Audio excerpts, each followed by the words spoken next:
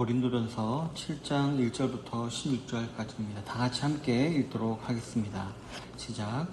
너희가 쓴 문제에 대하여 말하면 남자가 여자를 가까이 아니함이 좋으나 음행을 피하기 위하여 남자마다 자기 아내를 두고 여자마다 자기 남편을 두라. 남편은 그 아내에 대한 의무를 다하고 아내도 그 남편에게 그렇게 할지라. 아내는 자기 몸을 주장하지 못하고 오직 그 남편이 하며 남편도 그와 같이 자기 몸을 주장하지 못하고 오직 그 아내가 하나니 서로 분방하지 말라. 다만 기도할 틈을 얻기 위하여 합의상 얼마 동안은 하되 다시 합하라. 이는 너희가 절제 못함으로 말미암아 사탄이 너희를 시험하지 못하게 하려 함이라. 그러나 내가 이 말을 함은 허락이요 명령은 아니니라. 나는 모든 사람이 나와 같기를 원하노라. 그러나 각각 하나님께 받은 자기의 은사가 있으니 이 사람은 이러하고 저 사람은 저러하니라. 내가 결혼하지 아니한 자들과 과부들에게 이르노니 나와 같이 그냥 지내는 것이 좋으니라. 만일 절제할 수 없거든 결혼하라. 정욕이 불같이 타는 것보다 결혼하는 것이 나으니라. 결혼한 자들에게 내가 명하노니 명하는 자는 내가 아니요 주시라.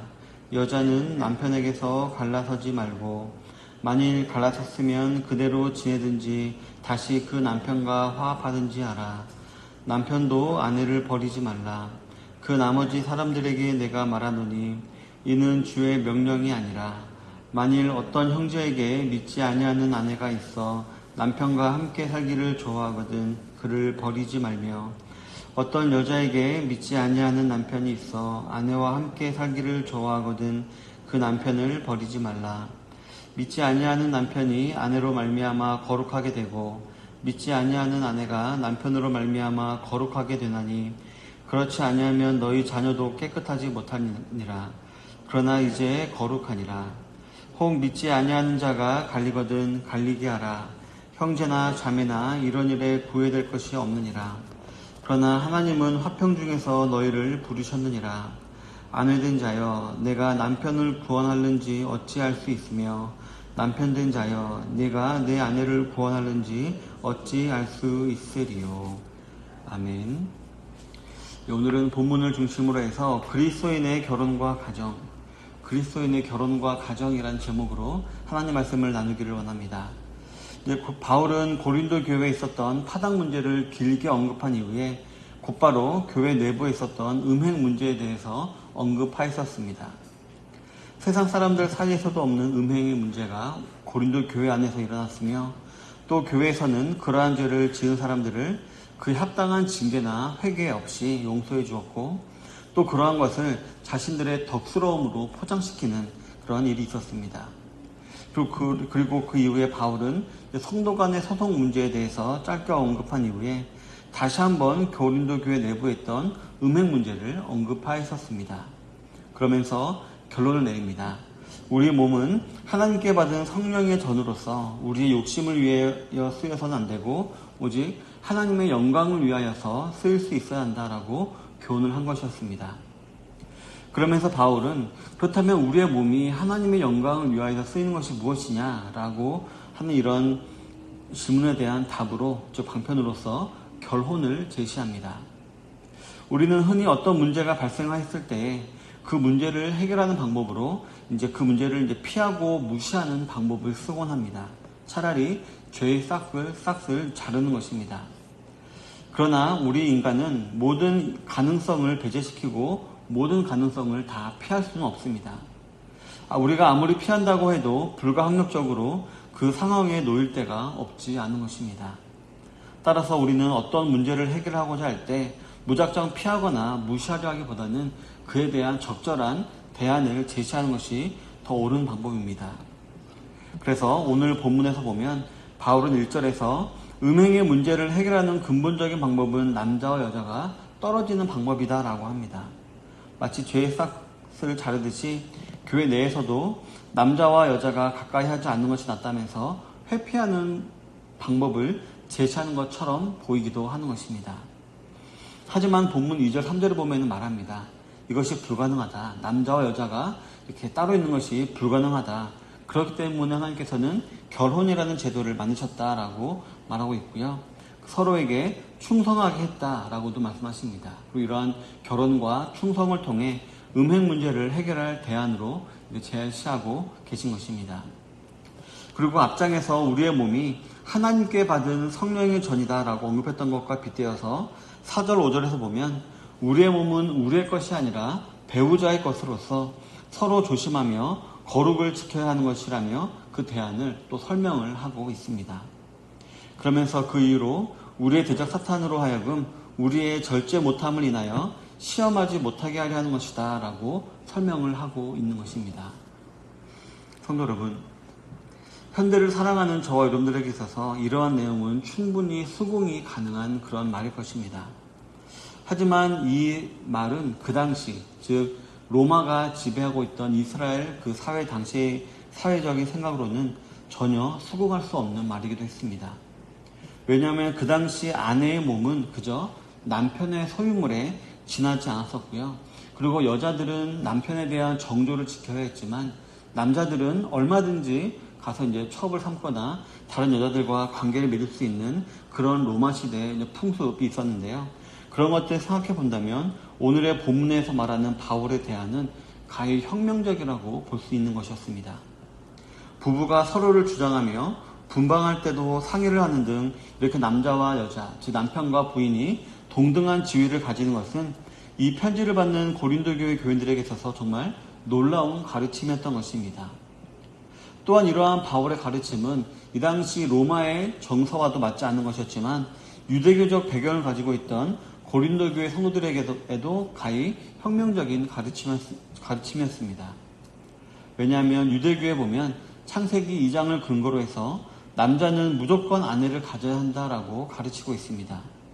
그런데 바울은 6절과 7절에 보면 결혼이 자유의 영역에 속하면서 또 각자 은사를 따라 다른 선택을 할 수도 있다라고 가르치고 있는 것이기 때문입니다. 더 나아가 바울은 미혼자나 과부들에게 있어서 정욕을 제어할 수 있다면 독신으로 지내는 것이 가장 이상적인 상태다라고까지 말을 한 것입니다. 하지만 바울은 분명히 또 말하고 있습니다. 정욕을 절제할 수 없거든 반드시 결혼해야 한다라고 또 주장을 합니다. 이처럼 바울은 음행의 문제를 통해서도 로마의 세계관과 또 유대교의 세계관을 타파하는 복음, 그리고 그 복음에 자유롭게 하는 능력을 설명하고 있는 것이었습니다. 성도 여러분, 지금까지 바울은 결혼이 자유 아래 있다라고 가르쳤습니다. 하지만 그러함에도 바울은 이를 오해해서 절대로 결혼이나 이혼을 가볍게 여겨서는 안 된다라고 당부하고 있습니다. 먼저 10절부터 11절을 보면 바울은 결혼한 자들에게 절대로 이혼하지 말 것을 명령하고 있는데 이것이 주님의 명령이다라고 강조하고 있습니다. 그리고 혹 이혼을 했다면 그대로 지내든지 아니면 다시 결혼을 하려면은 오직 이혼한 그 상대방과 화합해야 한다라고 말하고 있습니다. 또한 12절부터 13절에 보면 불신자와 결혼을 한 경우라고 할지라도 그 배우자가 같이 사는 것을 좋아하거든 이혼하지 말라라고 교훈을 합니다. 물론 고린도후서 6장 14절에서는 애초에 믿지 않는 자와 멍에를 같이 매지 말라라고 가르치기도 합니다. 하지만 이미 결혼한 상태라고 한다면 배우자가 신앙이 없다는 것이 이혼의 사유가 될 수는 없다라고 말을 하고 있습니다. 왜냐하면 14절에 기록되어 있듯이 믿음이 없는 자라고 하더라도 예수님을 믿는 배우자로 말미암아 믿음을 갖고 거룩해질 수 있고 심지어 그의 자녀 역시 거룩해질 수 있기 때문이었습니다. 이는 배우자의 거룩한 삶을 통해 하나님을 믿지 않는 배우자도 믿음을 가질 기회를 가질 수 있다라고 말하는 것입니다. 또한 그의 자녀들 역시 믿음을 가질 수 있는 그런 소중한 기회가 될 수도 있다는 뜻이기도 합니다. 하지만 바울은 한 가지 예외를 두는데요. 만약 불신자인 배우자가 이혼을 요구하면 이혼을 할 수 있다라고 말을 합니다. 하지만 그럼에도 하나님께서는 화평 중에서 우리를 부르셨다라고 말하면서 이혼을 권장하는 태도를 보이지 않고 있음을 볼 수가 있는데요. 그 이후로 16절에 보면 그들을 전도할 수 있는 기회가 될 수 있음을 다시 한번 말하고 있는 것입니다. 우리 사랑하는 성도 여러분, 바울은 고린도 교회의 분열에 대한 대안적인 제시로서 하나됨과 거룩함을 강조했었습니다. 그리고 그만큼이나 교회 내에 있었던 음행의 문제에 대한 대안적 제시로 이제 결혼과 그 의미를 지금 또 강조하고 있습니다. 즉 본문에서 바울은 독신의 은사를 언급하고는 있지만 절대로 독신을 독려하고 있지는 않은 것입니다. 오히려 결혼을 독려하고 있습니다. 또한 불신자들이 원할 경우 이혼의 가능함을 언급하고 있지만 이혼을 독려하고 있지는 않습니다. 오히려 화평해야 된다라고 말을 하고 있습니다. 따라서 오늘 본문에서 바울은 이 교회 내에서 발생할 수 있는 음행의 문제 역시 하나됨과 거룩함으로 그 문제를 해결하려 하고 있음을 우리가 알 수가 있습니다. 부부의 하나됨으로 인하여서 육체의 거룩함을 지키고 또 이러한 결혼을 통해 하나님께서 이루게 하신 가정을 지킴을 통해서 하나님의 나라를 이루어 가야 한다는 것입니다. 그리고 14절에 잠깐 나오듯이 자녀들의 거룩함을 위해서도 우리는 부부 사이 하나됨과 거룩함을 통해 가정을 지키고 하나님의 나라를 이루어 가야 한다는 것을 말하고 있습니다. 성도 여러분, 부부는 무엇보다도 서로의 영혼의 구원과 복음 전파를 위하여서 부부 사이의 의무를 다할 수 있어야 합니다. 하지만 거기서만 또 멈춰서는 안 됩니다.